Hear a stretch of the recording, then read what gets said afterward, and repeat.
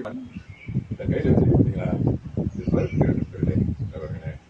இது எங்கேருந்து பரிசைன்னு கேட்டீங்கன்னாக்க இந்த தொட்டியில் இருக்கு பாருங்களேன்.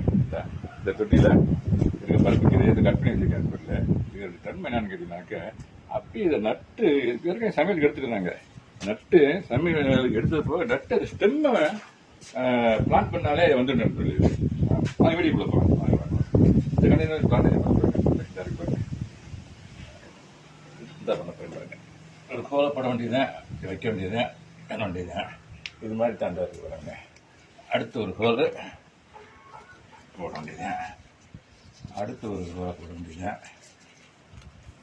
இது வந்து முருங்கை இணை மாதிரி தான். முருங்கையை வச்சோம்னாக்க எப்படி துளுத்து வருதோ அதே தான், சேம் தான்.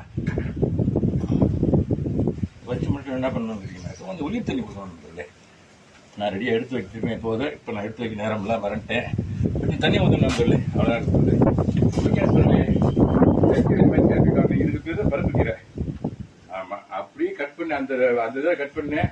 கொண்டு அந்த கீரை எடுத்துட்டு சமையல் பற்றிக்கிட்டு அந்த ஸ்டெம்மை ஓடி இருக்கேன். ஓகே, நம்ம thank you very much. Happy gardening. Have a nice day.